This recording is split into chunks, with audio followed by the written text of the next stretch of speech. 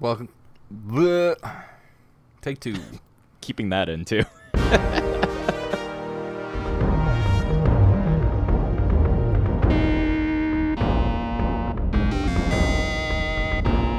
Welcome back, everyone, to These Aren't the Nerds You're Looking For podcast. This is Kevin Horde. Lorenzo Fon over here. How we doing, Lorenzo? Good, good. Yourself? Yeah. Little tongue-tied, I think, but we'll see how we'll see how this goes. It's a good way to start the show. Yeah. This week on These Aren't the Nerds You're Looking For, Jedi Crash. Original air date is January 16th of 2009. I got a production code of 122, and the actual episode was season 1, episode 13. Is that right? I didn't write it down. Yes, that's what I got. That sounds correct. That is what I got. As titles go, this is probably one of the more straightforward ones, I would say. Yeah. Yeah, I think so. Actually, the titles in the last handful have been fairly straightforward. Like Dooku captured. Yep, Dooku got captured. Gungan General. Yep. We had a Gungan General. Duel of the Droids was pretty darn straightforward. We had some droids that dueled. Yeah. These are pretty straightforward titles happening right now. So, do you have the fortune cookie for this one? I do have the fortune cookie. It goes as follows: greed and fear of loss are the roots that lead to the tree of evil. So, did you put any thought into what Star Wars character this is a quote from? I don't know who this is a quote from, but I know who this quote applies to in this episode for sure. Okay. So, and this one is this quote is definitely aimed towards Ahsoka. Okay. And her feelings. To some degree, this should also be aimed at Anakin, but as we'll begin to discuss, Anakin's kind of a side character in this episode versus Ahsoka, who's more front and centered. Yeah, he definitely gets the damsel in distress treatment, or the Marty's girlfriend treatment in Back to the Future Part 2. Jennifer, yep. Yeah. He is the Jennifer of this episode. Yep. I accredited this to Yoda. This feels like something that Yoda, a bit of advice that he would give. Like, he knows what's going on. He always knows a little bit more than people think that he knows. So, which is always surprising that people would think that, because he's Yoda, one of the best Jedi in the universe, and that's kind of his thing, is always knowing everything. Yeah, until he doesn't, like the whole Sheev Palpatine thing. So that's true. Yeah, it's well, because like he makes fun of Obi-Wan openly when he like loses a planet, and then asks a kid to bring it up. Yeah, right. He's not like, all right, like, you interrupted my class. Well, just come to my office hours later. Yeah, we'll sit. Let's turn this into a lesson for the children. Yep. So do you truly think wonderful the mind of a child is? Truly wonderful the mind of a child is. Do you think that Yoda knew, or had some suspicions, and was using it as like a teaching moment, or do you think it was just like, all right, fuck it, we'll just like we'll address this and the class can participate? I think that's part of his power, is just his intellect to just be like, oh, you need help? Let's get the students in on it, because they're going to have to deal with this shit at some point too. So, like, hey kids, what would you do here? Let's see if that makes sense. Yeah. Right? Because, like, the kids are being trained since, like, toddler age. Yeah. So, that they're treated, it seems, with, like, some actual damn respect, right? They're not like, oh, this kid's not going to understand. No, like, hey, kids, Obi-Wan's having this problem, and Let's he's a damn adult. What we can do to help him out. Yeah, he's an adult and he's having issues. Like, what do you think? Let's play this out. Let's see how this works, right? Yeah. Which I really appreciate, So he's got more of like a Montessori school approach than traditional education. Full hands-on approach. That's a good way to put it. Yeah. Because to step back for a bit, this is, as we talk about a show aimed towards children, this is the trap that some filmmakers will fall into, is treating the child as if they won't be able to understand like basic story structure, and just dumbs everything way down, and things get less interesting. Or let's just throw a fart joke in here because I think the kids would be bored up to this point. Like, no, just like when I was a kid, I was enthralled by everything happening in Star Wars. I didn't need fart jokes. I didn't need dumb humor, right? Mm-hmm. So yeah, for sure. Right. So that's what I appreciate about that moment, right? Go ahead. Yeah, and when it comes to this show, that's definitely a place that we get to.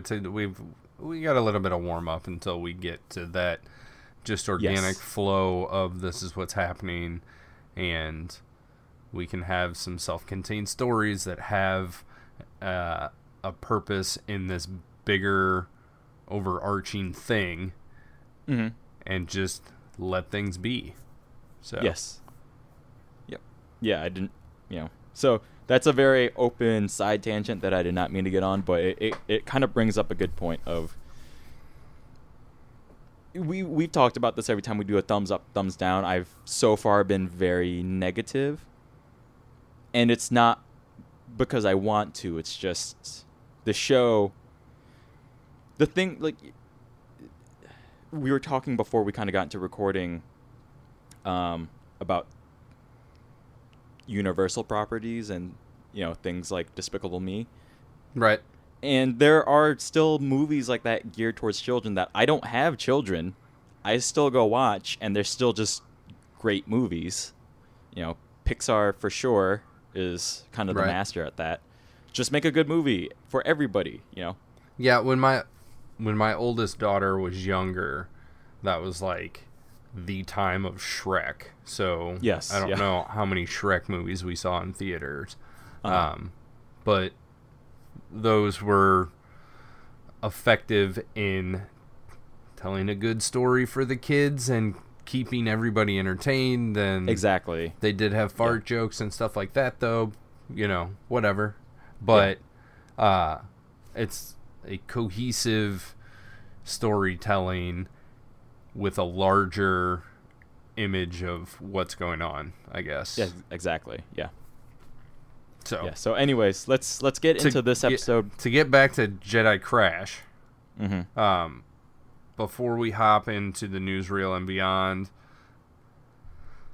I decided to start looking at who these episodes are written by to see if we can find. I don't think we need to necessarily bring it up, even though I'm going to. But to see if we can find some similarities in particular people's writing styles, and whether or not that is something that we see a trend where it's like, oh, we got a bunch of episodes written by this person, and those are the episodes we don't like, or whatever. Mm-hmm. But today's episode, Jedi Crash, was written by Rob Coleman.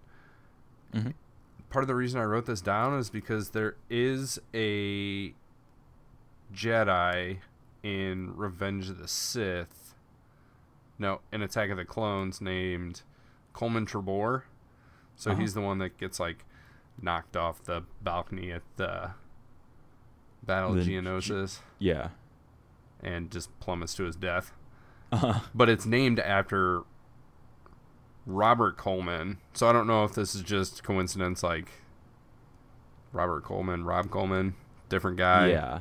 Both involved in Star Wars or not. Because yeah. I thought that Robert Coleman had something to do with the art department, not writing. Correct. So I don't feel like Rob Coleman in various forms would be a uncommon name. So right. So the fact that one is being credited as Rob Coleman and the other is being attributed to Robert Coleman already kind of, it's close. Well, maybe they just didn't want, him to be like Coleman Bohr, so they used Robert, because Trebor is just Robert backwards. Like that's where the name Coleman Trebor comes from. You know, it would have been really helpful if I would have just looked up Rob Coleman on IMDb and saw if he was involved in I'm sure you would have found a different person. Attack of the Clones at all. So because especially with the way IMDb works, you get like one actual full name, and then if you're credited ever as something different, you know, that will show up on the same page, but it would show up as either Rob or Robert Coleman. Right. It says no like questions. credited as, right? Yeah. So I can't help you there. This is you started this thread. I have no I have no way out of this either. I'm drowning. Okay. Help me. Go into the show. Go. What is happening in the newsreel here? Newsreel, we got a previously on, like, this is what has happened, you know, in the past, and this is what we're doing. It's basically like... And it's a fairly generic one, too. It's like... Yeah, it's pretty straightforward. It's like there's a war going on, the Separatists are attacking, like... Yeah. It says Separatists are attacking about, the Republic, which is exactly what the war is. Yeah, they waged What war, else do we... like an epic battle against heavily outnumbered Republic ships, which I thought was a little bit dramatic. Yeah. But then it says something about it's weird, like the phrasing, and I don't know if it's just the way that Tom Kane is like reading the lines, but it says something to the effect of it's like blah blah blah blah blah, all this stuff is happening, and then it says Anakin Skywalker, and then there's like a half break pause, and he says in the Quell system, like in the Outer Rim. So the way that it reads in the newsreel is that he's like Anakin Skywalker in the Quell system in the Outer Rim, but I think what is actually happening is that it's not like Anakin's not in the Quell system. No, he's headed to it because that's where Aayla Secura is. But it's just like the way that if you're just listening to it, or if you haven't been paying attention to what's been going on, it definitely makes it sound like that's where Anakin is. Yeah. But then he's heading somewhere else. Yeah. So I don't disagree with you there. So what is happening is Aayla Secura is in the Quell system. Aayla Secura needs some help. She getting beat down. So she calls for help. Anakin and Ahsoka fly across the galaxy to help her out, and they drop out of hyperspace, and we got, it's just like immediate Clone Wars battle. This is happening in the upper atmosphere. In the original script for this, it was like a space battle, but they decided to move it into atmosphere of the planet to make it like more dramatic. I don't really know how those two things correlate to each other, whether or not, like, why is it more dramatic if it's happening in the atmosphere of a planet as opposed to like in space? Well, something does happen. So let's move forward a little bit, because there's something that does happen that I found interesting that we haven't quite... I'm trying to recall if we've seen it before in the Clone Wars. We've seen a form of it in the movies. So Anakin and Ahsoka show up right before they do, some separatist super droids literally jump onto Aayla Secura's giant cruiser ship, right? Yep. There's basically a flyby and a tactical droid who's in charge of like this ship, I guess. Yeah. Because they seem to... The Separatists seem to only have like 3 generals at this point that we've seen, right? It's Loathsome, Grievous, and Dooku. Yes. And other than that, and Loathsome was in the movie and one other episode, maybe.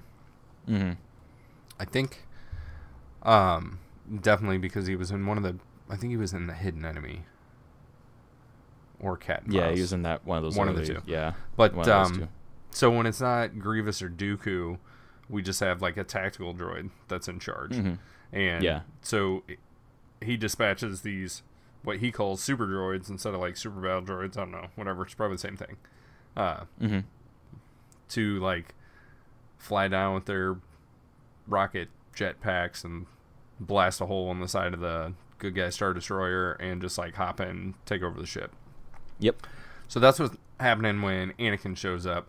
This battle seems to be moving from outer space to atmospheric space because Ayla definitely makes a comment like we're entering atmosphere, and it was at this point that I'm paying like super close attention because I got this bone to pick with these LATs, the low altitude troop transports, the Republic gunships, the white ones with it's like the Republic minivan gunship with the sliding doors on the side. Yeah. Because Sakura says we're entering atmosphere, and she's definitely at a lower altitude than Anakin and his Star Destroyer, and they're just like, okay, here these LATs go, like pop, pop, pop, pop, pop out the side of the ship, and the doors are open. So it's those things kind of bug me. Like either you're in atmosphere or you aren't. Like, I don't know, maybe atmospheric systems work differently on planets in the Star Wars universe, because we definitely know that like either everything is pretty much standard gravity no matter how big or small the planet is. You seem to be able to exist in space for whatever reason, especially if you just have like a breather on. You can be like inside a space slug. But so there's that, Yeah, from what I could see, they were definitely in atmosphere. They were entering atmosphere, but they weren't. They were in some of it, because there is a gradient, right, where you start, the air gets thinner and thinner and thinner. So these LATs definitely deploy out with the side open. Clones are hanging on. Ahsoka is hanging on with no breathing apparatus. Yeah, I wouldn't have even thought anything about it. It's just that line where Ayla's like, we're entering atmosphere, because by all respects, everything looks like they're just in the sky of a planet. Like, it doesn't... Yeah. You can't see like that transition thing between like outer space and inner space, which we have seen before. Like at the beginning of Revenge of the Sith, that's what's happening, is this battle is like not quite on the planet, but not quite in outer space. It's in like that fuzzy area. And so you do see like that transition from being in outer space to being in the atmosphere of the planet. Like here, it just looks like they're in the sky. Yeah. So I know I'm getting hung up on like this one line, and it doesn't really matter. I do have a note that says like the music, the background music got me going. Like I was feeling good. We got some music. We got some chanting going on within this music. It's pushing the action forward. So I'm giving a positive mark on that one. What do we got next? So so Anakin hops out of the drop ship. Yep. And rides one of the droids into the cruiser that Ayla is on. Ahsoka follows in the drop ship. Now, this is the part that I definitely get hung up on. Her ship crashes like right into a little hole on the big Republic cruiser. Yep. And Jedi crash, man. They all just hop out. Cut her credits. And the other clones. That was it. No issue. Just full speed crash. There's no seatbelts, which is like used to be called like crash webbing in the Star Wars universe, and there's not. And it's an abrupt stop too. It's not like a skid. Yeah, it's like It's like driving into a brick wall. Oh yeah, there's a full stop, and they just hop out, and they're like, okay, which way do we go? Like, did you catch how convenient this actually is? Because moments before this, a vulture droid or something flies by and like shoots the canopy out of this LAT. Yeah. And the pilot bails out, and he like jumps out and slides on the side of the ship, and they grab him and like pull him into the hold where everybody else is, and so nobody's even piloting this ship. So it's not So it's a crash of convenience that happens to like bullseye them dart exactly land where they need to be. directly in the hole that was already in the hull of this other ship. Yeah. I didn't even catch that the dude got out, but just definitely them crashing and just hopping out, that for me was an oddity. But then they move forward fairly quickly, which Yeah, is fine. Anakin's got a real badass string of like droid destruction as he's running down this hallway, and he's just slicing battle droids and super battle droids down. It's pretty awesome. After this 0% damage super duper crash that we had, and like Ahsoka and the rest of the crew just like jump out fighting, like they just come out like fist swinging, like ready to go, and are all of a sudden like right behind Anakin, and they're just in the mix of this melee that's going on. Down the like one hallway that's got Aayla Secura, I guess. Yeah. So they found her fairly quickly. And then, of course, just more and more droids show up. And then Ayla's got a line that pretty much mirrors Leia's line from A New Hope, where like, "Oh, great, you're rescuing me. Like, you found me. Like, you got a plan for getting out or what? Like, what do we do now?" So I think Anakin says like, "Oh, don't worry about it. I got a ship. I got a ship docking right now." So why didn't they come in that ship? I don't know. That did throw me off as well, as to, because like with the Lats, if not for the hole in the side of the ship, how were they planning on getting inside? In? Yeah. Maybe they were just gonna like blow like friendly fire, blow a hole in the side of the ship, like. Yeah. Like, because like was the cruiser just always lost out of jail? Yeah, was like the cruiser just always lost from the beginning of the mission? Was there no plan to salvage that cruiser, or? I don't know that Anakin thinks that far in advance. I think it's That's true. Here's what we need to do. Like, I'm supposed to get Aayla Secura, so I'll fucking blow up this ship if I have to. Yeah, just to get out of here. So, that is an oddity for sure as well. But they get to the ship, they get down there. They get down to the ship, and then there's a big explosion that happens. Yes. What was the explosion from? I don't know. That part I got confused by. Yeah. So I don't think that like the droids like bomb something or something, but I'm guessing something else crash into it. Like, I don't remember. Yeah, I didn't write that part down. An explosion happens. An explosion does happen. It's like firing down this hallway, like in Backdraft or something. And Anakin does this real awesome thing where he realizes that they're on a short trip to Death City here. So he turns around, and the like telescopic arm has hooked up to the ship in the docking bay. And he turns around and just like pushes everybody the rest of the way down the hallway, and then I guess uses the force to like close the elevator doors, the blast doors. Yeah, behind them, because otherwise, like they just barely made it in, or the door would have like closed in front of them. But whatever. So they're on the other side of some doors.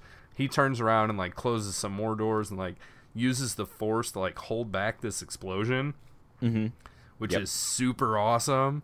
Yep. Doors close. You think he's good, and then the doors just let loose and like blast him backwards into the first set of doors, knocks him out. He's down for the count. The ship that they're on, which is some type of Corvette cruiser or something, right? Yeah. Some type of blockade runner, whatever, is taking some damage because it's like docked into this ship that is being destroyed. So Ahsoka is like, nope, not leaving Master Skywalker, even though we got to go like right now even though there was an explosion that just happened on the other side of those doors. Right. And they're basically in the sideways elevator in between the good guy Star Destroyer and the Corvette cruiser. So she opens the door, grabs Anakin, and Ayla's like, yo, we gotta go like right now. And then at that point she grabs him and they like pull him one section further, which is I guess actually on the ship, close the doors. The Corvette cruiser like drops out from underneath the good guy Star Destroyer. And then like does a 180 turn. They're like, we gotta get out of here like right now, but it's got enough time to like turn around and go the other direction. Like, I don't understand. I think it's just the animation department, because like whenever we see a ship like docking to another ship in the show, they like get underneath, then they rotate a full 180 degrees and they go up into the ship, right? Yeah. Or down into the docking bay, because they're all pressed for time, like we gotta go, and so it's like drop down, spin 180, fly towards the back of the ship, and then they fly up to another good guy Star Destroyer, which is Yularen's, and Yularen's like, you're not gonna be able to dock with us, like we're in the middle of a battle. And Ayla's like, nope, we gotta try, so like we're coming in whether you like it or not, open the garage door. Yep. They get underneath the ship, rotate 180 degrees, and they start to go up. Then their ship is shot by some vulture droids or something, and they conveniently get hit like right by the bridge, and it knocks out like the one dude driving the ship or something. He falls forward, smashes his head on the control panel, which activates the hyperdrive. Yep. This sounds catastrophic, and I think Ayla's like yelling or something, and then Yularen's like, what's going on? And one of the clones is communicating, you know, what's going on. He's like, oh shit, the fucking hyperdrive's turned on, like we can't turn it off, like, so evasive maneuvers, you go that way, like you pull up, I push down, we'll try to get these things separated so we don't blow, you know, so we don't destroy both the ships. We'll try to salvage what we can. There's a little bit of Arabesh in here because Anakin's like hooked up to life support. When the trooper hits his face on the control panel, it says like hyperdrive activated. Hyperdrive online is what it says. And then I think we see some more Arabesh later with Anakin. But so we do get these two ships separated in time. The good guy Star Destroyer pulls up a little bit. The Corvette cruiser drops down a little bit. And then they, boom, like jump to hyperspace. With presumably like no cores. Yeah, it's just like it just got set and they're just shooting forward. Yep, they just shot into hyperspace. They were maybe in atmosphere, maybe not in atmosphere. This one's questionable.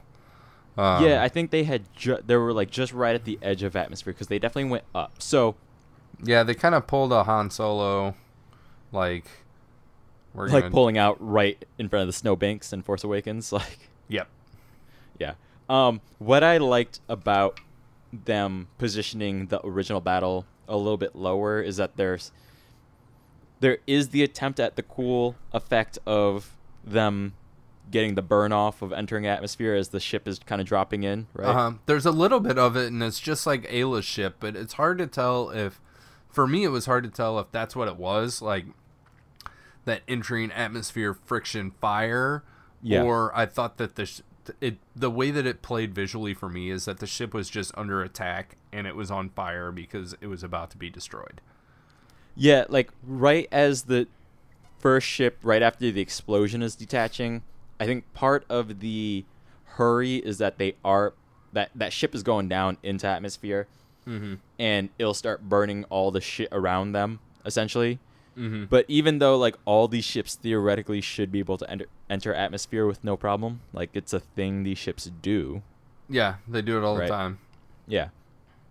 So I did have that question, but the visual of it I thought was more interesting than just having a battle in space again, right? Okay. So I appreciated that point. One thing before we get too far. So while they're in hyperdrive or in hyperspace, we finally kind of calm the action scenes of everything before. Yep. And we get a really good look at Ayla's outfit, Okay. which is, I suppose, screen accurate based It on is- Attack of the Clones and is- Revenge of the yeah. Yes, it is quite screen accurate. Yeah, she's wearing the exact same thing she wore in the films. Yes. But this definitely goes back to my uncomfortableness with Ahsoka. But Ahsoka's Yeah. a 14-year-old. This is an adult. But there's still more accentuated in the animation than seems there was in the live She's action got version. a thin waist and some curvaceous hips. Right. Curvaceous hips, and even going up a little bit, her neckline on her like tube top thingy, her like leather tube top, definitely seems to Yeah, I dip think down it's a officially little like lower. I think it's a cleavage vest yeah is what it is, It's- but with one sleeve, like her left yeah. sleeve. There's one left sleeve. It's essentially like the top part of like a low plunging like sports bra, you know. Yes. And because of how the animation works, they definitely kind of shade in the crevice between breasts a lot more. Like, That would be her cleavage. yeah. So it's highly accentuated. And again, this is on Cartoon Network, Yep. and it's very it's just odd. It's just really weird So- to me.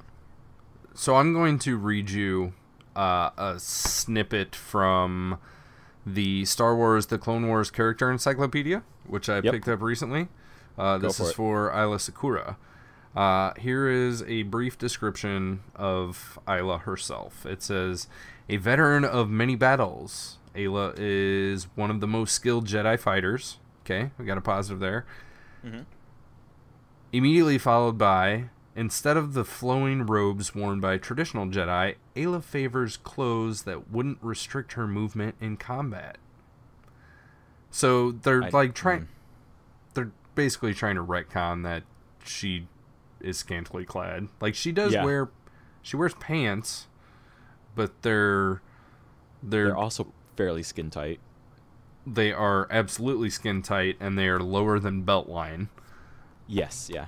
And then There's a lot of midriff happening. There's a you're at like 40% skin essentially on a character here. Like, yeah. There's no question about it. And then what I also found interesting is in the same book, the character encyclopedia, like it goes on to say something about how like Ahsoka really looks up to Ayla Sakura. So I'm like, all right, is this why like she's wearing a tube top and like yeah. tights and a mini skirt? And It's yeah. Sakura's boots are actually like heeled boots. I didn't even notice that. Yeah. Yeah, I don't know that you can see him in the show too much, but Mhm. the picture in the book, right? Yeah. Static shot. Yeah, I mean, it's like I'm uncomfortable with this, and again, you and I never talk about the episode themselves before we get to the show, or before we get to recording this. Right.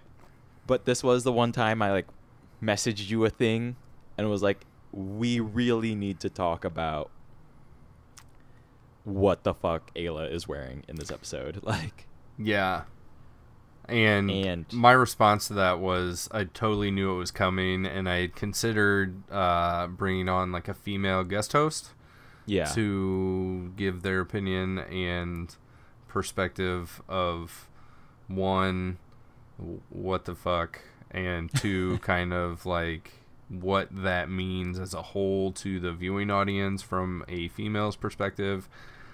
But I got lazy and didn't schedule any such guests. So maybe Yeah. what I'll have to do is I'll have to look like the next time that we see Ayla Sakura, and we'll get that Yeah. set up.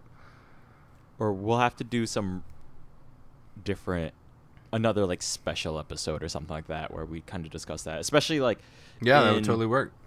In a pre-Disney and a post-Disney Star Wars, especially, you know, in a post-Disney Star Wars, we still have a lot of. I'll try and make this really brief because this is a long separate subject, but we still have a lot of. It's all been male directors still, but their bosses are suddenly a lot of women are there. So you have Kathleen Kennedy, who's heading the whole thing. Kiri Hart is the head of the story group, right? Okay. So suddenly we do have these women influencers that are handling all the stuff, whereas before it's all from the mind of George, you know. With the prequels especially, it was all George doing whatever George wanted to do, essentially, right? Right. So go ahead. I have a question. Yeah. But we can get to that whenever you're done. So please finish and then. Okay. Yeah. So the last thing is, it's not even regarding. Star Wars has always had like strong female characters regarding Leia, Padme, Aayla Secura, right? And Ahsoka's a fan favorite as well. Well, Aayla Secura Disney. was a fan favorite. Like she came from the comic books. Yeah. And this is how she was designed in the comic books. So then when you see her in Attack Interesting. of the Clones, like she is from page to screen Like wearing the translation. Right. thing. Okay. And then so that like she was like a fan favorite. So like when you saw her on screen, like all the comic book fanboys were like, yeah, fucking Aayla Secura, like there she is. Like she was sexy in the comic books, now she's sexy on screen. Well, And then yeah, 'cause, like, that went from screen to television, and I don't know that transition was as fitting. yeah. Well, because like, it's this thing that a lot of movies have to deal with, and it has a term called the male gaze, right? Yep. Which is how women are presented in a film as through the perspective lens of whatever male filmmaker is making it, right? So like this can go positive or negative, and it's not even regarding how the filmmaker treats the character, but also how other characters treat female characters. Right. Right. So you'll have issues like Michael Bay is easily one of the worst at this, right? Yeah, we talked about like the Michael Bay under breast into air shot a couple episodes ago. Yeah, yeah. So I forgot about that. We talked about it already. Because it's just one of those weird things that pops up, and then that's just, even as a dude, it makes me very uncomfortable that we have now in cartoon form this depiction of this woman that's like highly cleavaged out, right? Very much so. Yeah, so I don't have much else to add to that, so you get to your thing and we'll move on from there. So you talked about how maybe it would be different if this was post Disney purchase. So Rebels is like 100% Disney, right? yes. Okay. So the voice actress that did the voice for Aayla Secura is Jennifer Hale. Mm-hmm. Okay. And she's done quite a bit of Star Wars work. She did one episode of Clone Wars Rebels. Star Wars Rebels? Star Wars Rebels, not Clone Wars Rebels. That's two different things, Kevin. Pay attention to yourself. She did one episode of Star Wars Rebels, and she was prisoner number 2. She played 2 different characters. She voiced prisoner number 2, and she also voiced Commander DTF-16. That's unfortunate. So I don't know if that's an unfortunate coincidence or if we got something else going on. I'm interested to see.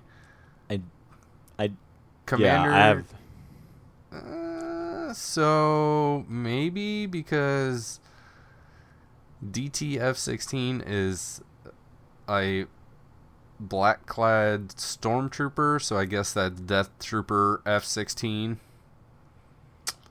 And That makes sense, and that's still very unfortunate. Yeah. So I think that's just. I thought that was interesting though. When I was like, ooh, I'm gonna find out like who this lady is because I like her voice acting. I think she does a great job voicing. I agree Ayla with Secura, you there. and I was Yes. like, what else has she done? And I was like, oh, she was in one episode of Rebels, and she was DTF-16. Awesome. Oh boy. Yeah. So, anyways, so moving on. So hyperspace, Yeah, so hyperdrive has been triggered. hyperdrive has been triggered. We're stuck in hyperspace. Yularen basically says he pulls the line from Empire Strikes Back, like calculate all their last known trajectories or whatever. Yeah. And then he's like, we got to finish up this fighting and go find them. Yep. So then the next few minutes happen in hyperspace. And Anakin's knocked out cold in the med bay. Like, apparently he's maybe dying. Like, he's on life support. It sounds critical. It sounds bad. And they decide that the only thing that they can do is, like, shut down the power to the entire ship to, like, reset. They're basically, like, turned off, turn it back on. Yeah. Like, Because they're also, did we mention this? They're headed straight for a star. oh, that's right. Two of the other, like, Arbesh things is, like, these screens keep popping up, and it shows, like, a ship going toward a big glowy ball thing, and it Yes. says impact underneath. So it's, like, impact, and then we've got one computer screen that's, like, supposed to be, like, a readout of Anakin's whatever life support system, and it just says, like, stand by for prognosis, which I'm happy that somebody took the time to not just put mumbo jumbo fucking letters in, and that there is a message there that you can figure out what it means should you want to, but it's not just alien Slapping a writing keyboard. nonsense. Yeah. Right. Yep. So they shut down the systems. yeah, and here's a question I have. Like, Ayla and Ahsoka are at Anakin's side, and Ahsoka's like, nope, I'm staying here until Master Skywalker's better. Like, he needs me. And then they get this message that they're about to crash into a star, and everybody fucking runs to the bridge. Yep. And Ahsoka is the one that gets in the pilot seat to, like, correct this situation. Yeah. Like, why did they take the 14-year-old junior associate and let her be in charge of this life and death situation? And then I was thinking, immediately she's like, okay, I know what I need to do. And she starts flipping switches and hitting buttons and stuff. And it's not like a frantic, like, what the fuck? Just like smashing the keyboard. Mm-hmm. She seems to know what she's doing. So I was thinking potentially she's been working with Anakin. She's been learning she's been picking up some piloting tips from him. He's supposed to be the best pilot in the galaxy, minus Han Solo, who definitely declares in Solo that he's going to be a pilot, the best in the galaxy. So they can duke that out later. So I figured, like, okay, maybe that's it. And at that point, I'm like, all right, that kind of makes sense. And I think it is Ayla that says we need to shut everything down, like, press the restart button, right? And Ahsoka's like, no, we can't do that because it'll turn off life support system for Master Skywalker. And Ayla's like, no, that's what we need to do. Like, we gotta risk it. Yeah. Like, he dies or we all die. yeah, like, if we don't, like, he might die if we do this, but if we don't, we're all definitely dying. Yes. Yeah. So she's like, I don't like it any more than you do, but it's what has to be done.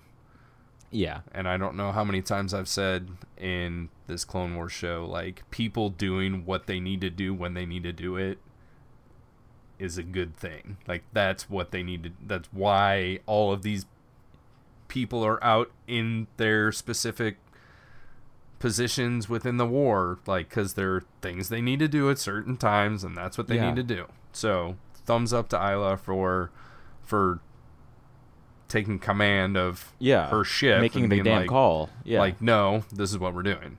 So Yeah. they shut off the power. This drops them out of hyperspace. There's a couple cool things, like it drops them out of hyperspace. All the lights go out. The med droid that is tending to Anakin like has these emergency lights that like pop on, Mm-hmm. which I thought was pretty clever. The artificial gravity system turns off.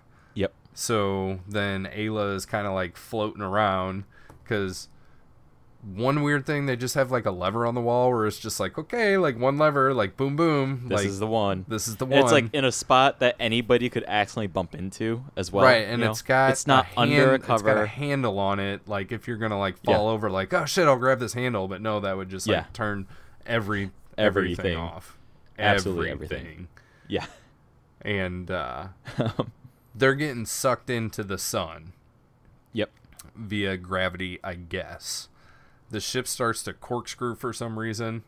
I don't know. And then what happens then?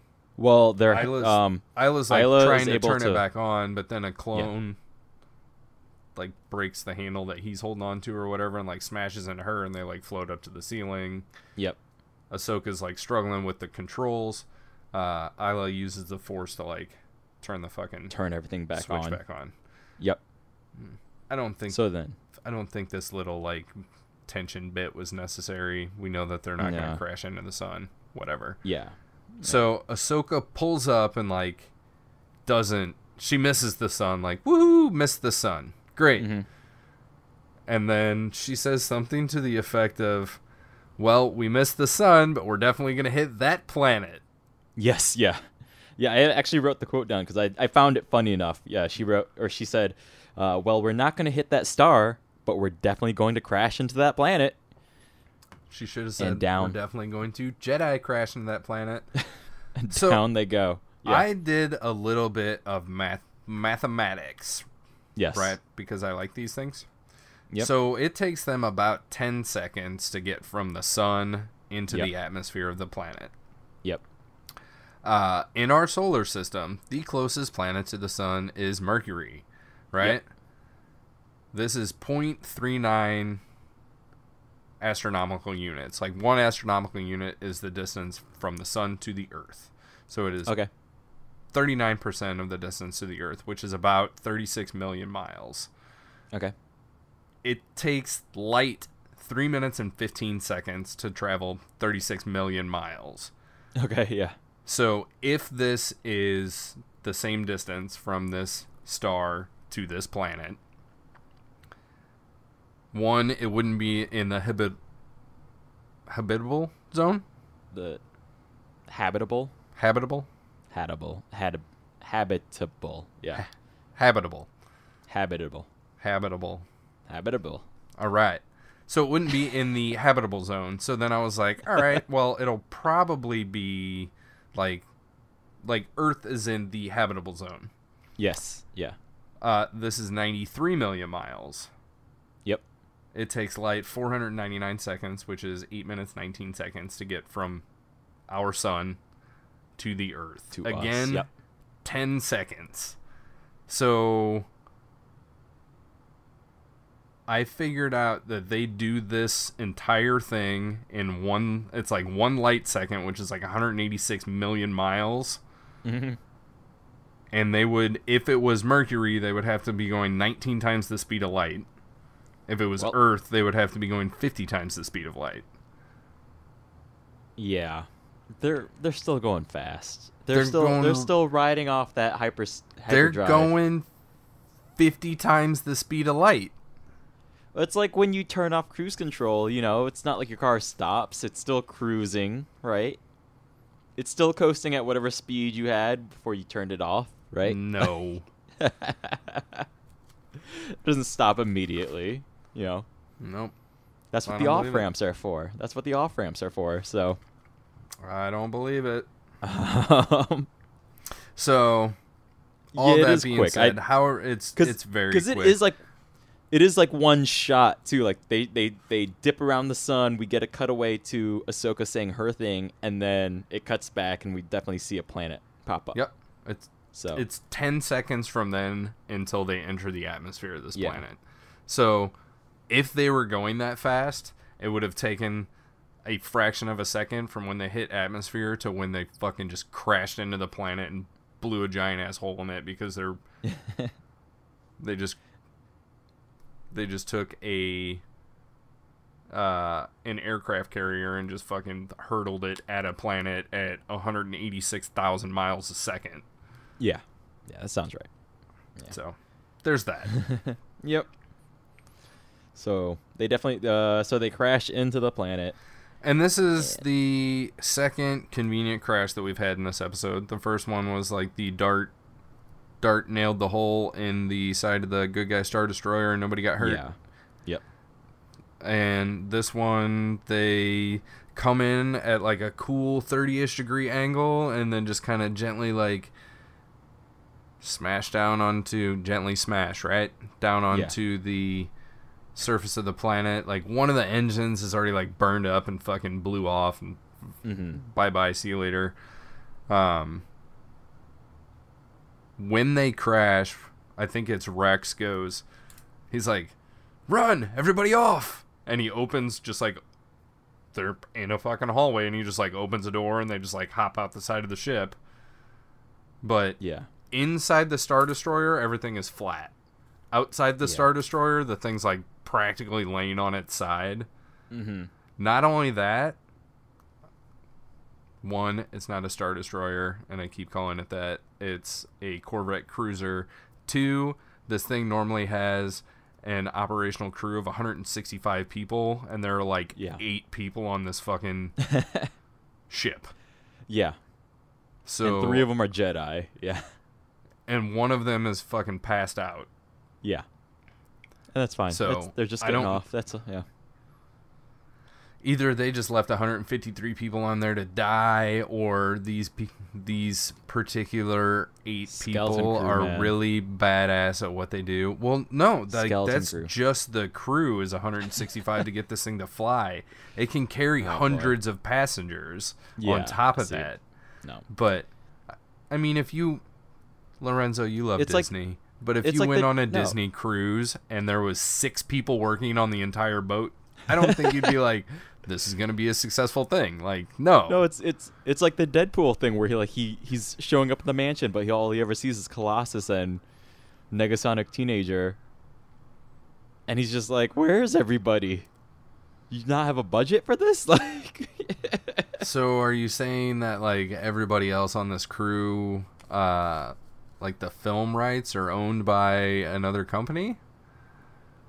No, it's not even like that. by It's Disney. just, So if by now Disney would have already bought Star Wars, then we would have had a full fucking ship full of people.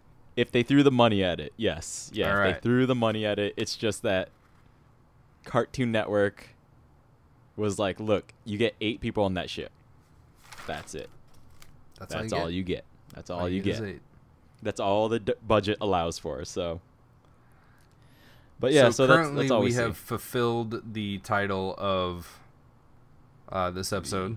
The Jedi have crashed. That is the So, crash. That's all I got to talk about. I think we're good. Jedi crashed, Yeah. man. Yeah, nothing else really happens. You got anything else? I don't know. Should we get our thumbs up, thumbs down? Yeah, we can do whatever. Because, I mean, honestly, we could speed run the rest of this episode. I'm not being. There isn't too much. Yeah. They kind of set up like one little lean-to and just like throw Anakin on the ground, and they're afraid he's gonna die. They being Ahsoka. Everybody else is like, okay, he's gonna die, but I don't want to die. Like, Yeah. Like, we guess still once need he to dies, we can figure eat out him our or shit. something. Yeah. Yeah, like a full alive situation So- here. Like Ethan Hawke Yeah. status. Absolutely. So they All right. decide that they're gonna eat Anakin. Yes. And they just need to keep Ahsoka busy until Anakin dies. And then if not, I think they'll just probably take her out and then they'll eat her next. She's got all that like, lean meat. Yeah. Clearly, Ayla Secura is like skin and bones, so she's probably not. No. She's not gonna last that long. Yeah. Like, because you need one Jedi General at least, and she definitely seems like the one that's definitely pulling the most weight around. So. Yes. Yeah. She's not a whiny teenager like Ahsoka. So. That is very true. I think it's Rex finds like a fucking piece of wood laying on the ground that's got like some stuff carved into it. Yeah, some like hieroglyphics with a tree. Yeah, he's like, I don't think we're here alone. And then so they find out they're in a inhabited planet. The planet, by the way, totally is like African Serengeti style. Yeah. So what did you think of the music once we hit the planet? I thought it was fine. It definitely we talked about this with the Rebels guys, where on occasion they'll try and throw in, let's call it ethnic flair. Yeah. Into the music. Yeah. The one we recorded with those guys, though, like the ethnic flair that was being referenced, wasn't motivated by anything. Mm-hmm. It just was there. Right. In this one, at least, there's the African Serengeti inspired look to the entire planet. So there's definitely a few more like heavy tribal drum beats that kind of show up, and a few like fluty. Yeah, it's not like a flute, but it's like it goes Lion King. It goes like full Lion King in the music, essentially. Yeah, you know, yeah, like that whatever flute is happening in the Lion King, it's a mouth knockoff harp, yeah, type deal, like a tiny lute maybe or something like. Yeah, so they actually look like they're like. It's like a vertical flute where it's like a whole bunch of different length, like hollow reeds that you whistle into. Yeah, I don't know how it works. I've seen people play these instruments before and play this type of music, and it's pretty fucking awesome to see like 4 people on a street corner like tootling on some sticks or whatever. Street corner did you see this on? I was actually here in St. Charles. Like, there's like a big craft fair that goes on like Main Street like every year. That's cool. And like it's called the Festival of the Little Hills. Because St. Charles is like the Little Hills off of the Missouri River. And Main Street's like right down by the Missouri River, and it's a big craft show that takes up like the whole fucking street. And there are musician street performers, I guess that you would call them, that would be there when I was a kid. That's fun. Yeah. So I've seen this type of music performed in person, and it's interesting. I thought it was more like I think that the version that I saw was more of a Native American version. Mm-hmm. So that's what it reminded me of, I connected less with like the Lion King. But it totally makes sense in your description, which brings me to a question. Does it make it better or worse when you've stereotyped your planet into the African Serengeti? So then you have to match your background mood music to the stereotype version of the planet? Is that better or is that worse? Look, we're at a weird time right now where I don't know, in recent news, so this will date this episode for sure, but you know, I forgot where she was from, but this white teenager wore a Chinese dress to her prom. Yes. And that was it. And some people on Twitter like fucking lost their shit because they're like, my culture is not your prom dress. Yeah, they were like, my culture is not your prom dress. Honestly, to me, she was just rocking a fucking dress. Right. Right. Like, yes, it is. The dress is indicative of my culture and my people, But at the end of the day, it's a fucking dress, right? Right. Like, nobody yells at me when I throw on a suit and tie. Right. You know, like, no Western person is like, you're oppressing me, right? I mean, the history, of course, is different regarding the backgrounds of each. I think that's another much deeper discussion. That's what people miss is like, well, why can they say the word but we can't? Because your histories are fucking different, okay? Like, that's what it is. Mm-hmm. Now, to relate to this, what the other thing that people miss is that the offense of doing a thing, the intent has nothing to do with it. Everybody, when somebody gets called out, so the other thing that happened this week would be Roseanne Barr and Samantha Bee. Right. Now, Samantha Bee's thing was a vulgar term that was used, but she had a segment leading up to her name calling. I'm not defending the name calling. I'm just saying it's different than what Roseanne Barr did, which was just say a baseless racist thing. Because name calling based on somebody's personality, which they can change, it's an additive attribute to somebody. Right. Is different than calling out somebody's skin tone, right? Yeah. And the race of the person, which they cannot change unless you're Rachel Dolezal. Very true. So when it comes to offense, it depends on who is being offended, right? Some people did not like the prom dress. I thought it was fine because, I mean, I dated a white woman for like 6 years, and we had conversations about what her wedding dress would be or what our wedding would be like because our backgrounds were so different that we were trying to figure out a mishmash. And I was like, look, if you wear an Asian dress, I think that would be cool, you know? Like, is she appropriating shit? Yes.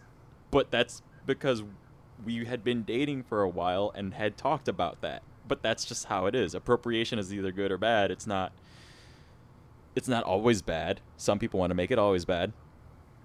So, in this specific case, nothing felt off to me because, again, it was motivated by this setting that they had chosen. Right. As to what filmmakers are behind it, you know? It definitely looked like they were paying homage to it. There's nothing that struck me incorrectly here, unlike the episode Dooku Captured with the Rebels guys. That Dooku Captured was one of them, and then another one that we talked about was the Gungan General, because we had we were with what planet did we go to? It was the swamp planet with the glass domes, and that like the cityscape was supposed to be reminiscent of Cambodia, and then we had Lat Dad there, or not Lat Dad. Why am I blanking? Man, I'm good at this show. Lat Dad. Are you talking about Newt Gunray. Newt Gunray, yeah. There we the go. other character that has had a questionable pass. Right. So in that instance, I know that we said like it was too many layers, that it was borderline too much in the not good section. And I think maybe it works here because you made the reference to The Lion King, where if maybe in the past The Lion King had been called out for racial overtones or something like that, then it probably would have sat differently with us. I'm just wondering, like how many layers of stereotype isn't a good word, but just you know like what cultural I'm trying to references, like yes, cultural reference points. how many times can you layer a specific cultural reference before it becomes too much for this show? Again, I think we have to go case by case, but also okay. It's case by case, and also it's just there's even the distance between this show and now, the cultural landscape has changed, right? The tolerance level has changed, right? There have been a few too many mass offensives, right? Whereas when I was growing up, we were talking about this with Power Rangers, actually, in an off conversation, a separate conversation, off air is what I was trying to say, where Trini being the Yellow Ranger, just having any normal representation, you know, just having a normal person that happened to be Asian as a child made a huge impact on me, right? Right. Because there's a earlier moment in time where there was none of that, right? Or you got the frickin' what's his name, upstairs neighbor in Breakfast at Tiffany's, who's like the Japanese butt of a joke, played by white Mickey Rooney, right? Right. So, you know, over the last 20 years, right? So, like, Lion King was all voiced by Matthew Broderick and Nathan Lane. And I always forget Puma's name, and I feel really bad. And then Scar is voiced by Jeremy Irons, all white, right? Mm-hmm. So, it should be of note that in the upcoming remake that is happening, you know, Donald Glover plays adult Simba, Beyonce plays adult Nala, you know. Did they bring back Darth Vader for He is Mufasa? the only returning voice. He is the only returning voice. I totally did not know that, and I was simply making a joke because Nope. we're on He a is Star Wars podcast talking about the literally Lion King, back. so I He is thought I literally might back. as well. Nope. I'm gonna just, if you don't know, listeners and Kevin, right. the entire rest of the cast is all changed except for Mufasa. So, I mean, honestly, they could just use the same vocal track from the original film, and I'd be fine. I'd be so fine with that. That would probably be acceptable, but they should also have Elton John in this movie. Write more songs, yeah. Yeah, no, he should play Mowgli. Mowgli? In You're the thinking Lion Jungle King. Book. No, I know that Mowgli is not in the Lion King, But you want I want You Elton want John to play Mowgli like a grown-up Mowgli. He got out of the jungle and he went to. So how does he get from India to Africa? He walked, and that's why he's And that's why he's older. An old adult Yes. adult man. Hey man, stranger things have happened, I'm sure. It's the circle of life, man. With Childish Gambino and Beyonce. That's right. So yeah, Donald Glover is having a very Disney moment right now, isn't he? Between Solo and Lion King, yeah. He So very anyways, very much is. this was a long conversation, just kind of touching upon all the shades of gray of the offense ladder. I've heard it referred that's an official term I've heard referred to, right? Like, you know, like Offense in the ladder, like you can go up and down the rungs of said offense ladder. Well, yeah, because like again, like in the '60s, Mickey Rooney has talked about this himself, where in the '60s, you know, you had Japanese people who thanked him for portraying Asian people in general at all. Like they just were Right. not seen on screen, right? So even though the dude was played by a white guy, just that there was representation at all meant something to the people of that time. Then you move forward like 10 years and you have Bruce Lee who's like, fuck that shit. Like, that is terrible, guys. So then you have Bruce Lee like doing what he can just to be himself and have some sort of representation of an actual Asian person. Then the 80s get weird, where we totally regress, and Linda Hunt, actually, speaking of Solo, who was Lady Proxima, Okay. Oscar winner Linda Hunt. I forget the movie that she won an Oscar for because I will never fucking watch this movie, but she is a white woman who won an Oscar in the 80s for playing a tiny Asian man. Because apparently you could not find an Asian man to play an Asian man in the 80s. You weren't around yet. No, that or we had what's his name? Like Long Dong Duck or whatever, you know? Long Dong Duck. Yeah, who's like the fucking giant big stereotype that the 80s also gave to the world. Then in the 90s, yeah, then like people weren't having that anymore, then you kind of slowly move away from that shit. So that's kind of us climbing out.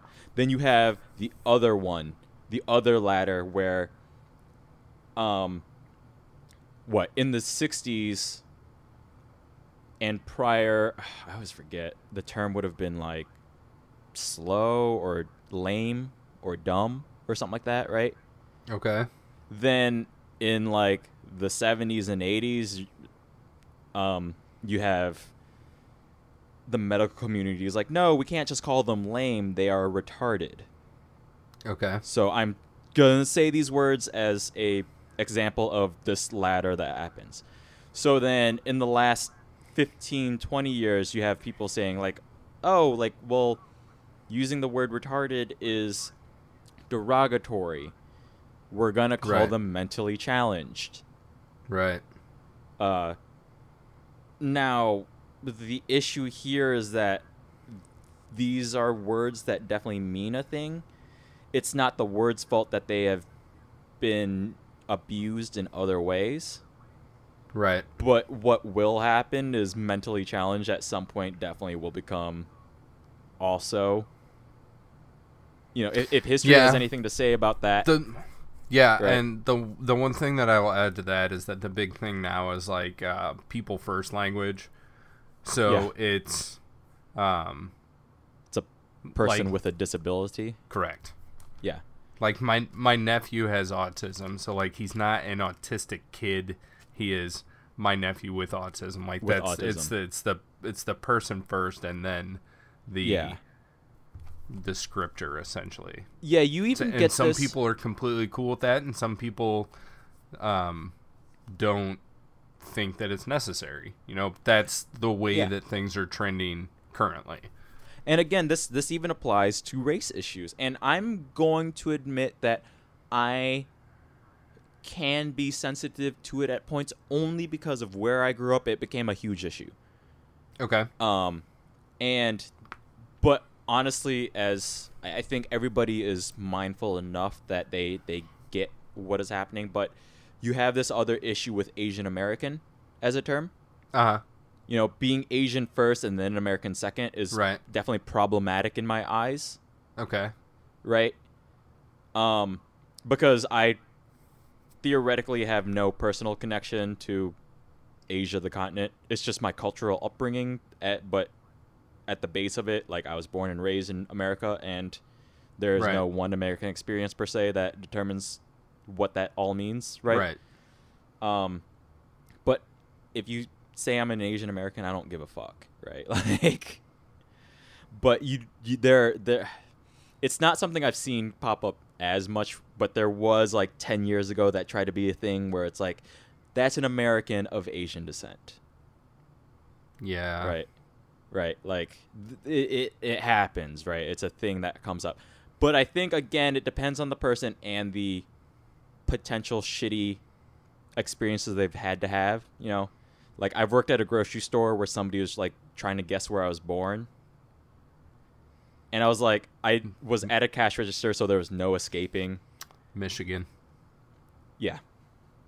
So I was like, here's the deal. I'll give you 3 shots to guess where I was born before I tell you. So the guy, number 1, China. Nope. Japan. Nope. He waited. He thought about the third one. He had 1 shot left. He really thought about it. Mm-hmm. Korea. Nope. What was really helpful about this was there was a lady right behind him in line who she was chuckling to herself, and the guy was like, "So where you from?" "Grand Rapids, Michigan. Born downtown." That's all I've ever fucking known. So the guy awesome. the guy eye rolls and like gets the fuck out of there, and the lady afterwards was like, I knew it the whole time. Like, I knew you were from Grand Rapids. Like, what else would you be? Like, That's hilarious. anyway, so that's a long separate conversation regarding race relations, which I'm sure in this show will not be the last. So Probably not. yeah, but I mean, one last thing is like, again, it's hard to determine based on the large breadth of filmmakers we have behind this. So referencing Africa, all that shit. We're in an age now where Black Panther is like one of the top grossing movies of the year with a black filmmaker, black producers, black actors that go hard into the African references, right? And is that indicative of black people's relationship to Africa? I don't know. I mean, I'll have my own opinion. I have no idea. I'm a white dude from Missouri. Yeah. Like, I'll have my own opinion when Mulan comes out, right? Like, but there is a clear want to see yourself represented positively, right? Absolutely. Because I think this is the other conversation I've had with people, other white people, where somebody that I saw the film with, that I won't name, she liked the movie, but she had complaints that they referenced slavery too much. You're talking about Black Panther? Yes, Black Panther, not Star Wars. Right. But what I didn't get was I didn't think they referenced slavery that much, and really it only came from Killmonger. Yeah, I don't feel that there was an inordinate number of slavery references. Yeah, because also it's only coming from Killmonger, and that's his whole motivation, is that there's like this background that's an issue. But then to me, what I saw on the flip side of that is that you had Black Panther running a country the way that anybody else would have to run a fucking country, right? Right. So again, I'm bringing this up because this episode we're talking 9 years prior to where we are now, Right. So that landscape has changed. So again, is any representation over no representation good? The one that tripped on this would be Doctor Strange. That's a whole other issue, right? Yeah, we'll have to talk about that at a separate time. We'll have to do, yeah. So let's move on. Let's close this one out. So what we're saying is that we got a couple of different levels of cultural definition, and yes, it's not too much in this episode. It works all right. So for me, it sat fine for me. Yeah, we will keep an eye on it in the future, but as for right now, we're good to go with it. My long rant on race relations in 2018. So, and there you have it, folks. There we have it. So closing out, as what do we got? Yeah. So basically, what we've got is Isla and Ahsoka debate on what we're gonna do to save Anakin, and Ahsoka's like, "No, I gotta stay here," and Isla's like, "No, you gotta go. For us to save him, you have to leave him." Yes, exactly. And then they all go to the same place, so that doesn't make any fucking sense. So, like, if they were splitting up, like, hey, we don't even know where the fuck we are, we don't know where civilization is, we don't know anything, like, we need to split up, you need to go that way, I need to go this way, one of us will find something, we'll keep in contact, like, divide and conquer. But no, it's like, just leave him there and we both go to the same place and do the same thing. Like, yeah, I don't see how that is beneficial. They go along, like, Ahsoka takes a look at this fucking board with a tree drawn on it because nobody can figure it out, and she's like, oh, I think it means that if there are people here, they're by some tall trees. So that's their plan, is like find a tree. So they find a tree and some giant ass fucking coconuts fall out of it. Isla's like, oh, well, check this out. Somebody's been dragging these things away. So if there's any type of intelligent life here, like let's follow the skid marks. So they do, and they meet these little people, and the people are called, they're Lurmen. Something. Which is never named. Yeah, they're little lemurs, essentially. They are little lemur type people, but instead of jumping like lemurs do, they roll like Sonic the Hedgehog style. Sonic the Hedgehog does. Yep, I wrote that. Yeah. Real quick, weird. there's one thing that happens between Tree and Lurmen meeting. There's a plot A, plot B that develops as soon as they get to this planet, being that Anakin and Rex stay behind. The only thing I can see about why Isla wants Ahsoka to go along is because she literally can't do shit for Anakin there. So it's like, hey, come with me, and maybe I will need your help in bringing shit back or something like that. That's the only. Yeah, I just thought that they were gonna like split up. Yeah, that's the only reasoning I can see there. She can't do anything for Anakin there, but also she doesn't do anything other than like, let's go look for trees. Like, the two of them both going to the same place, not being with Anakin, is the same as one of them going to the place, not being with Anakin. They're nothing happens where like both of them need to, they don't like, oh, fucking Isla's in trouble and like Ahsoka saves her, or vice versa, and something. Even though like Ahsoka does drop a line later where she's like, oh, I totally understand now. Like, if we both didn't like walk down this dirt road over to this little coconut village, Anakin would be dead. Mm-hmm. We'll get to that. Okay. Let's get to that towards the end, because sure. Real quick, they introduce these. They're unnamed in the show, but they're like these big ass creatures that look like, they are Mastiff Phalones, and it is like, they're vultures that walk on 4 legs. Essentially, it's like a giant vulture wolf with with bird claws. Yeah. So it never gets named on the show. One attacks Rex and Anakin, and then 2 attack Ahsoka and Isla and the 4 clones that are with them. Yep, and those 4 clones get taken. 3 of them get taken out, and their names are Cameron, which is weird, Lucky, and Flesh. So these guys literally don't get a name until they're dead. Like, they get taken out, and I think it's Aayla Secura is basically like, "Oh no, Cameron, Lucky, and Flesh are dead. Like, let's keep going." Yeah, like what? Yeah, again, what else can you do? So then the other clone that is with them is Bly, BLY, which is a fucking weird name too. Commander Bly, correct? Yeah. So Bly is named prior to this point. So we actually have names on a lot of these folks. So they meet the Lurmen. There's an unnamed elder that speaks.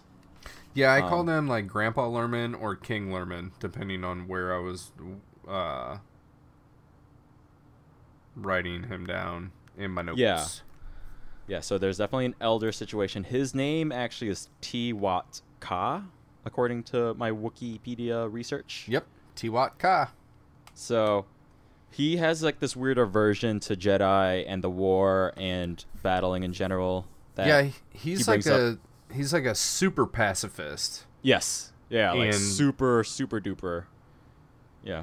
He and Aayla Secura have a debate. I wrote down war talk. Mm-hmm. And Isla's like, no, we're defenders of peace. And then it like pans down to like her lightsaber is like full-fledged center frame. And below her midriff, which is also very visible. Correct. It's like a shot of her crotch with the saber. It's almost a crotch shot. It's Yeah. like a hip shot. Yeah. Um, So, anyways, male Yeah. gaze happens. Yep. And what he says is like, no, it takes like, how can you say you're defenders of peace when you're fighting? And she's like, well, we fight for the good of everybody. And he says, no, like it takes two people fighting for war. So if you Yeah. weren't fighting, there would not be war. hmm Is that like, so this is like his stance and he sticks to it. That's his logic, yeah. So he kind of doesn't want to help them, but then Ahsoka has a plea for help and says that one of their other dudes is dying and not doing well, so they need help. So then He's like, well, oh, well, in that case, like, I can't say no when you're asking for help. So yeah, like if somebody's dying, then yeah, I'll help out, I guess, I'll- in that way. I'll send my son with you guys. He's the best healer that there is. Yeah, and he does name his son, which is Wag 2. Too. Yeah, So he is- WAG.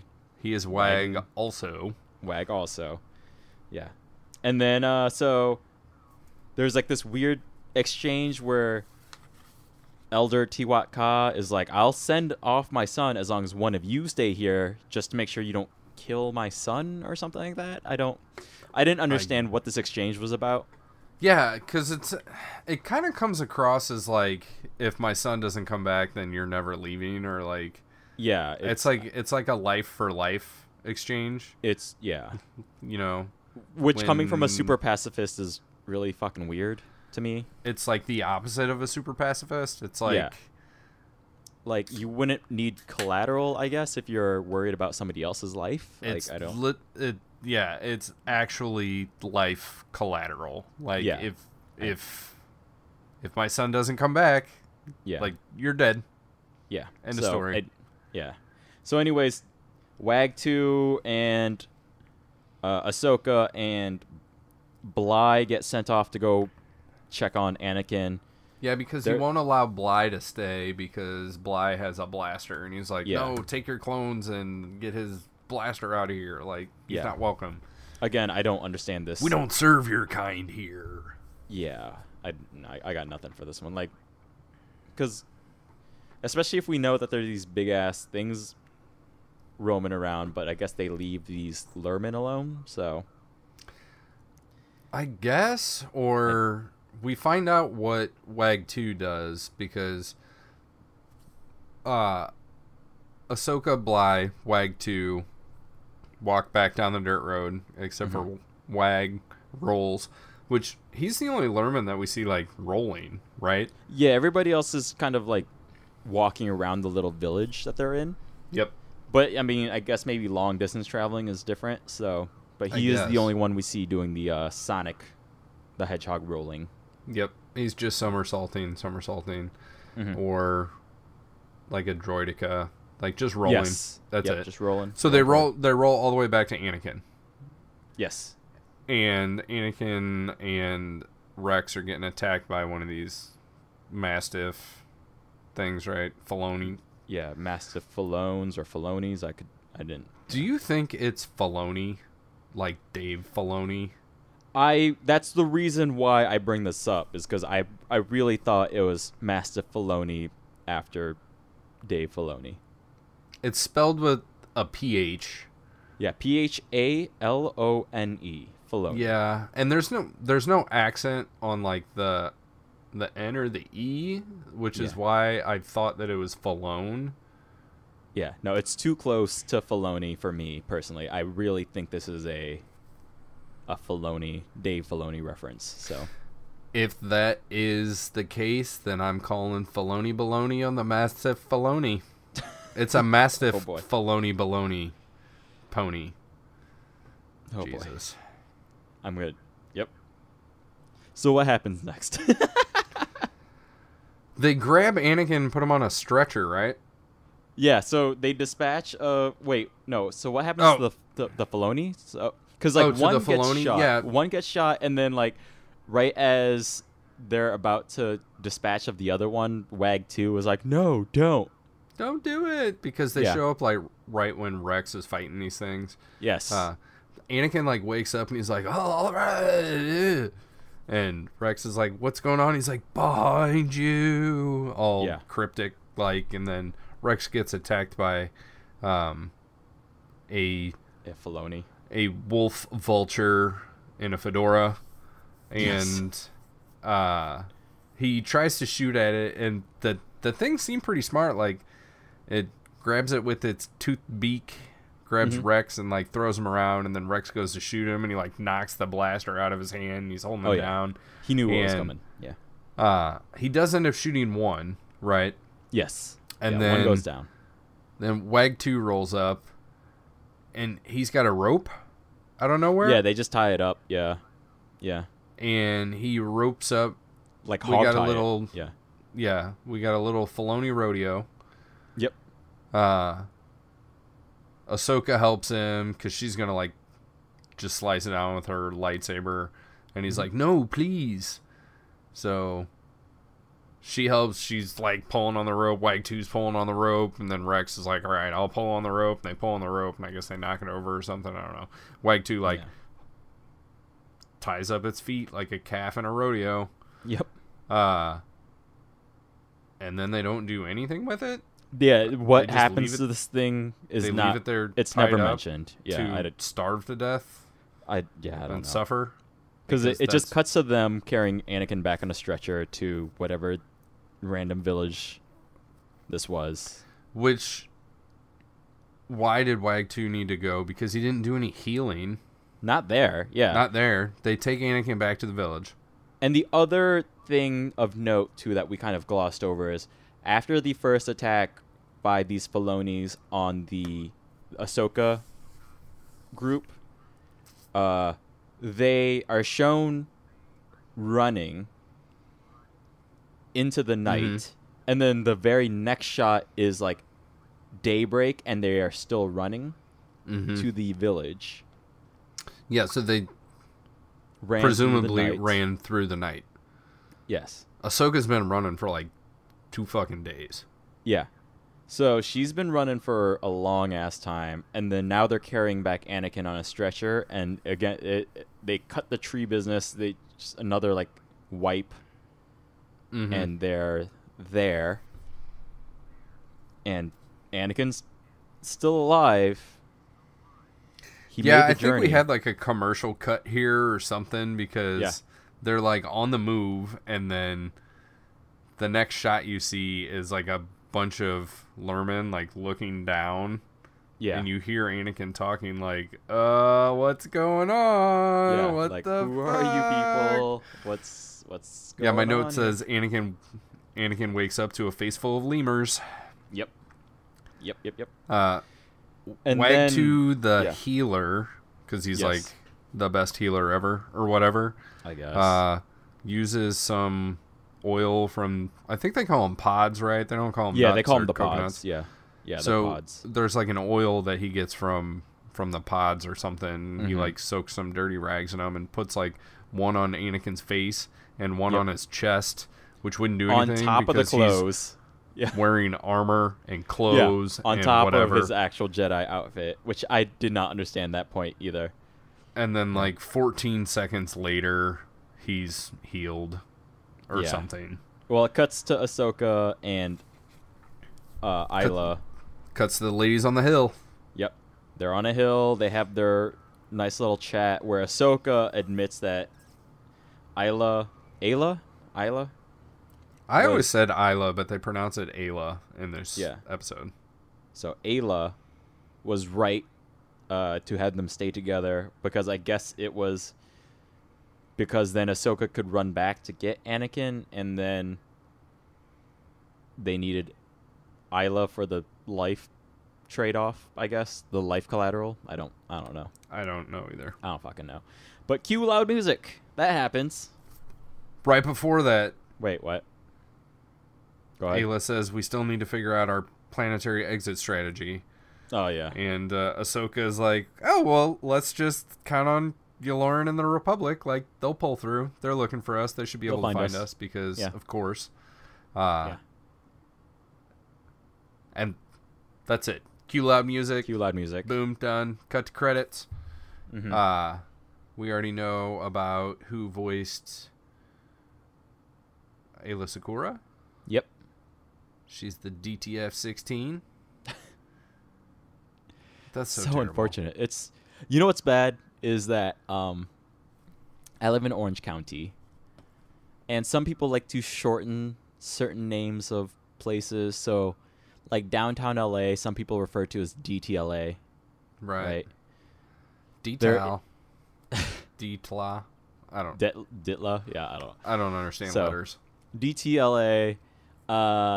That happens with certain other places too. I've never heard anybody call out like Santa Ana's DTSA per se. Like, and you can write it out in text. It's a shorthand via when you're writing shit out, you know. But Yeah. for whatever reason, people will refer to downtown Fullerton as DTF. Yep. So, you know, my buddy before has definitely sent me a text message saying, "Hey, you want to go out drinking? DTF question mark." Nice. Duck turd fart, I think is what that means. So, yes, yeah, he's asking if I want to hunt some ducks. Dramatic get some- thoroughfare.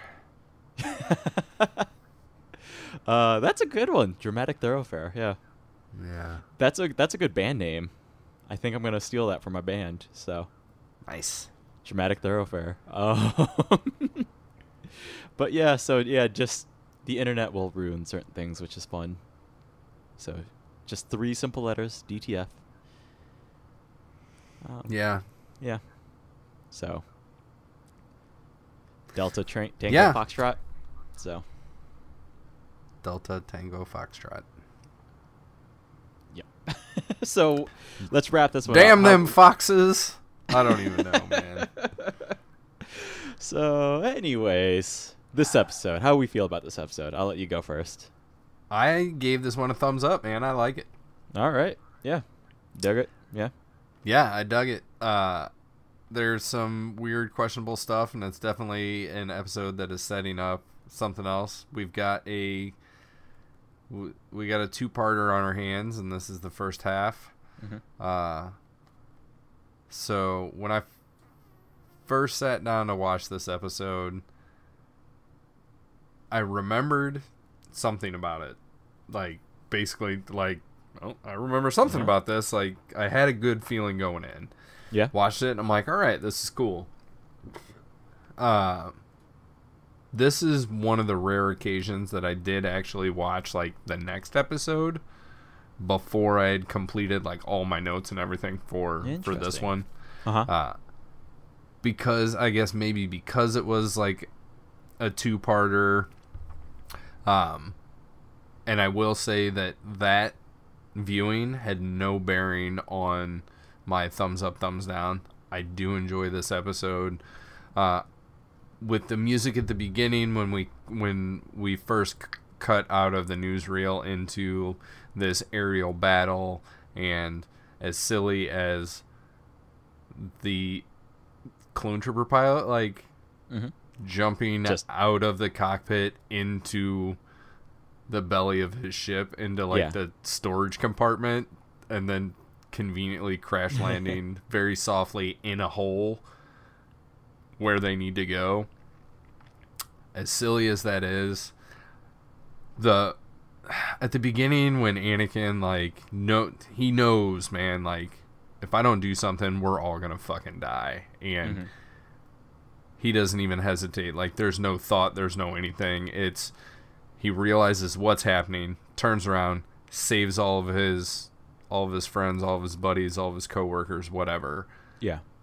Like, that, at that point, like, we're good. I'm good. I'm good with this episode. Yeah. That will undo any of the silly crashing physics and the 186 million miles a second stopping on a dime. Mm-hmm. You know, that other stuff, like, it's good. I'm good. That's all I need to say is, like, that shit at the beginning with Anakin, and like that split second decision, knows what needs to be done, does it, no questions asked, no thought. Like, I'm good. Thumbs up. All right. You know what? Oh, plus I do like these Lermen. Yeah. They obviously are designed after lemurs. Yeah. And there used to be a show called Zaboomafoo. Yep. Which They're with Grat Brothers. I watched that show after high school because it was like the only thing on between. I think I would come home. Me and my buddy Kevin, former guest of the show, would like come home, watch.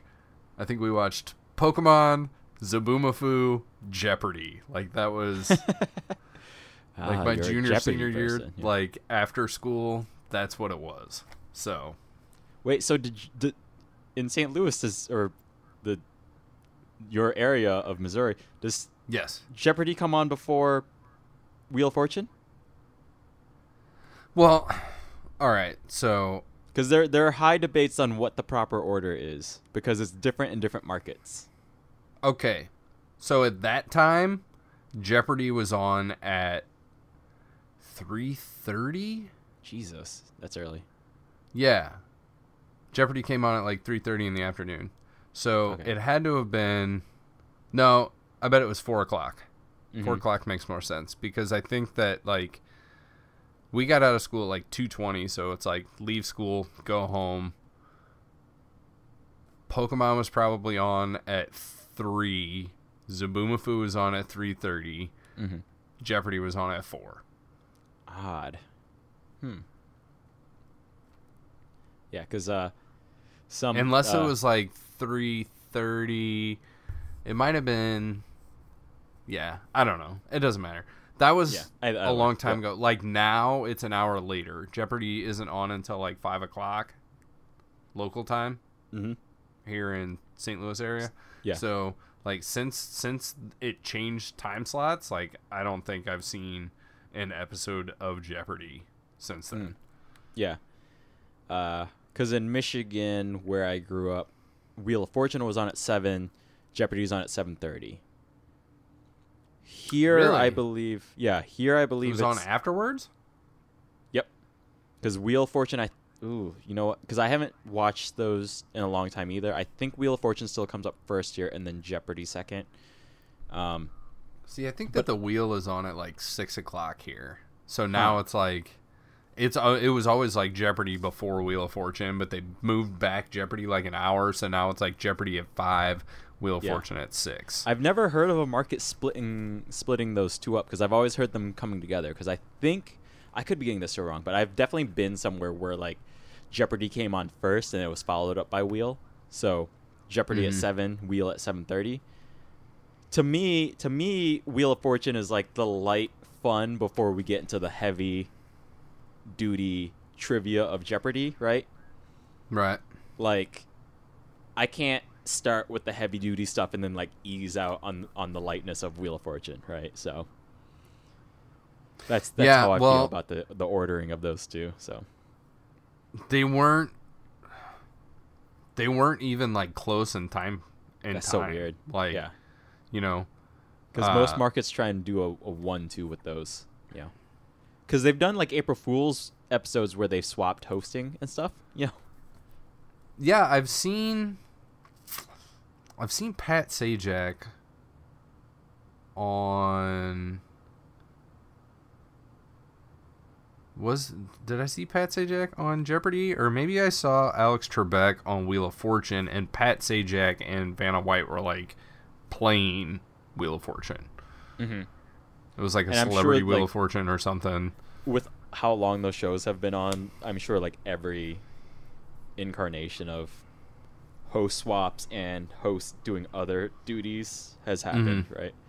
So I love me some Jeopardy. I've got some Jeopardy trivia that we could sit and talk about Jeopardy for a long time, but we don't need to do that. Let's wrap this up. So, yeah, that's right. Yeah, we've already had quite the amount of tangents. I'm all thumbs up. What about you? I actually fully agree with you. I'm going thumbs up on this episode. Holy shit, people. Yeah, essentially for all the same reasons you have mentioned already. Like, to me, this was just a really well done, fun episode. Yeah, it was great. Like, even though we got a half-naked Jedi, which some people will disagree with, right? But in terms of the progression of it, like the plot A, plot B thing doesn't ever really come up until they get to the planet, and it's really just the plot B is really just a here is what's happening with Anakin, but there's not actually progression there. You know, it's just like a hey, we're just checking in, but really this is Ahsoka and Isla's story, which I really appreciated. You know. Yes, and the pairing of these two together makes more sense than when we had Ahsoka and Luminara together, because in that episode it was a case of, well, Luminara's over there, so we're just gonna send Ahsoka there to like hang out with her. Yes. But here, Ahsoka and Anakin went in to rescue Isla, essentially, and tides turned. Like, that didn't happen. You know, well, it kind of did. You know, shit got fucked up along the way. Yeah. And it gave Aayla Secura and Ahsoka Tano time to kind of hang out together and go on this little road trip, this dirt road trip, if you will. Yes. Yeah. So. Yeah, and this was just a decently done episode, I would say. You know, so I agree with all your points that you said. Yeah. Even if we do have a massive dose of mastiff Filoni baloney. Yeah, honestly, I think the Filonis were the most appropriate random thing they could, because you know, like every episode kind of has a contrived issue that kind of happens. Yeah, I guess I should make it clear. Like, I'm not calling Filoni baloney as like terrible garbage trash. Like, it's just one of those things that it sticks out enough where you gotta call it out, because otherwise, I don't know. Yeah. There is no otherwise. Like, you just gotta call it out. Like, you know, there are certain things put into these shows. They're not Easter eggs. They're not, you know, they're not like some hidden secret meaning behind the scenes something. But like, it's just, they're either awkward or they're just kind of goofy and funny. But we need to point out that obviously the people making the show knew that, like, if the Filoni team named this thing a Mastiff Filoni, like it's very on the nose. Yeah. Yes. Very on the nose. But so I really don't have anything else to add to everything you said. This was just a solid episode, you know. I have a question. Yeah, go ahead.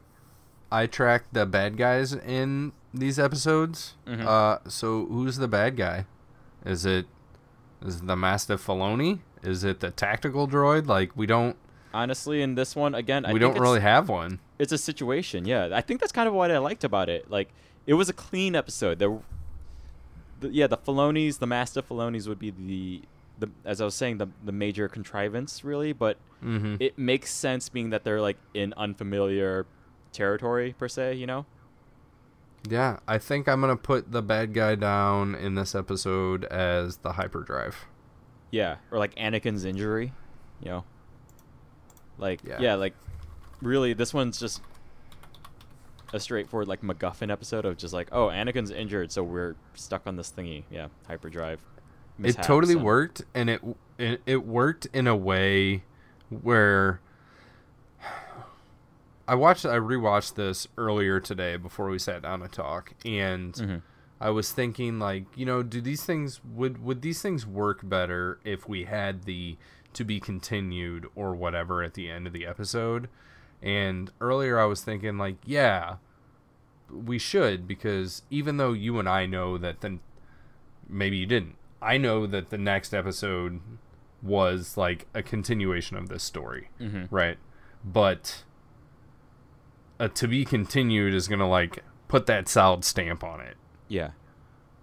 We don't get a to be continued in any episode of the series that I can remember. No, there's nothing.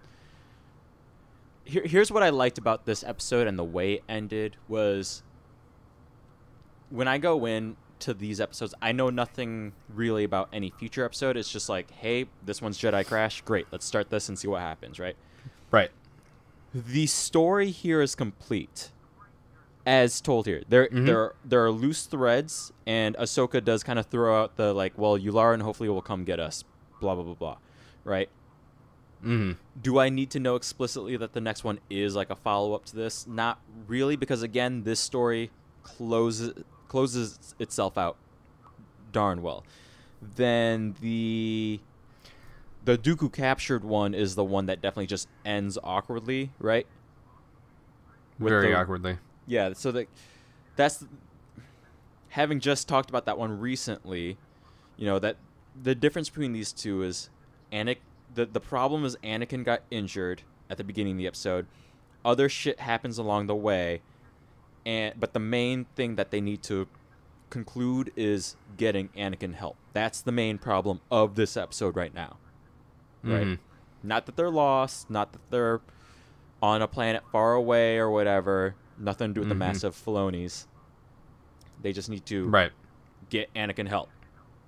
At the end of the episode, because they get Anakin help. Because, so at the beginning of the episode, we could do a 30-second wrap-up of this, and it's Aayla Secura's in trouble. Anakin and Ahsoka go to rescue her.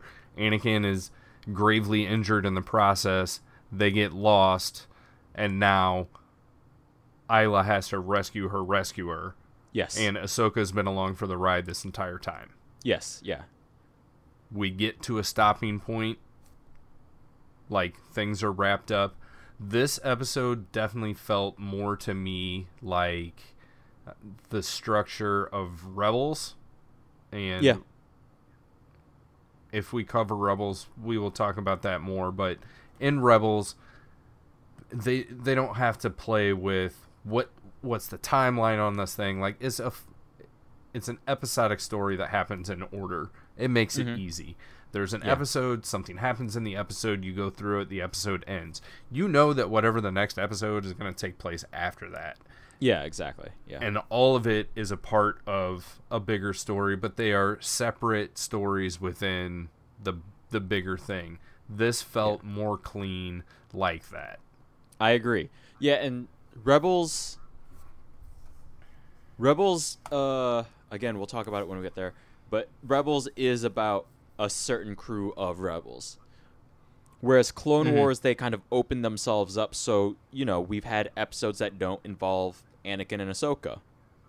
Right. Sometimes we character hop a bit. So you do bring up a good point there that in this one, it's very clean. We are here with these characters in the moment now, right? These are the people that matter within this section of the story, and we're going to tell you a little snippet of what's going on in their lives right now. Exactly. Here's the beginning. Here's what happens along the way. Here's the end of it. Yep.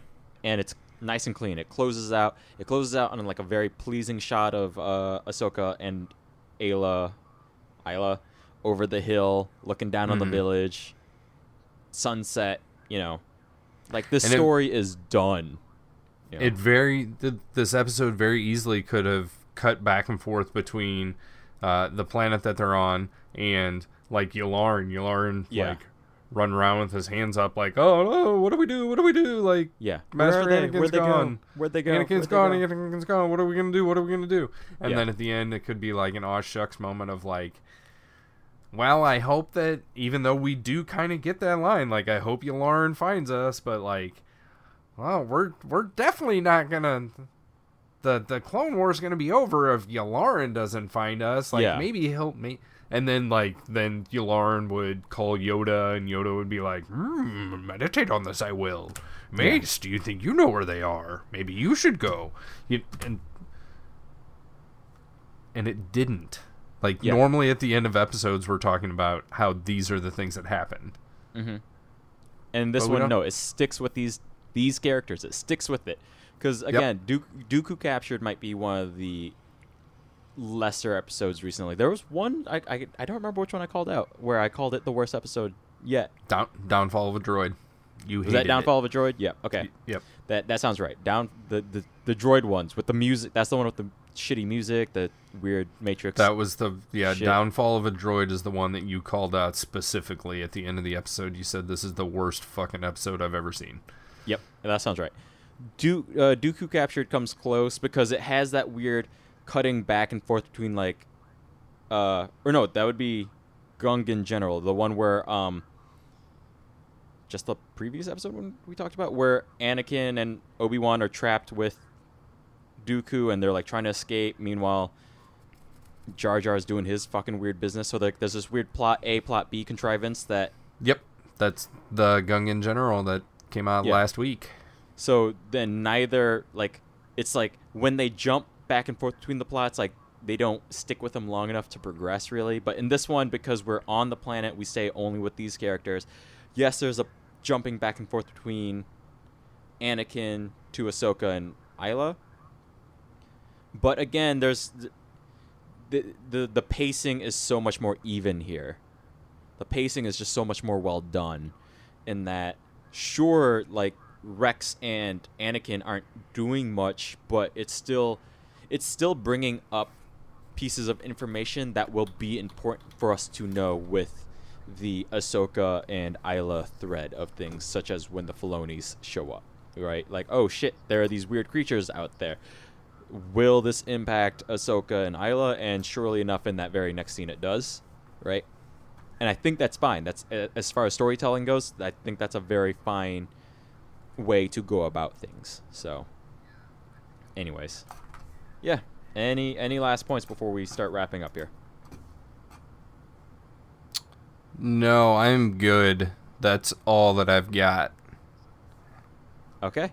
So, you want to run through social media stuff real quick, like?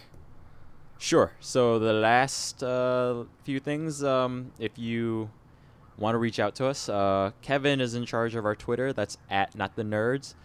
We have a Facebook, which is @NotTheNerdsPodcast. If you want to email us, we are nottheNerdsPodcast@gmail.com. We, as always, would like to thank Kevin Warren, who designed our artwork. You can find him at Twitter on Twitter @TheyCallMeKdub. We also want to thank Lindsay, who does the music that I stitch onto the beginning and ends of these episodes. You can find her at strangefantasymusic@gmail.com. Perfect. That's everything, right? That's Cool. everything. We did it. We meandered a lot more in this one. We You know, did. We had a few tangents in the middle there, so. Yeah, we're still at about 2 hours, but I feel like in terms of discussing the episode, we didn't mess around too much. But again, this episode was very straightforward. This was an easy episode to follow. So Yeah, yeah, I agree. yeah. So anyways, thanks for listening, everybody. Yeah. We'll see you next week. Thank you, Lorenzo. Thank you, everybody, for listening. These aren't the nerds you're looking for.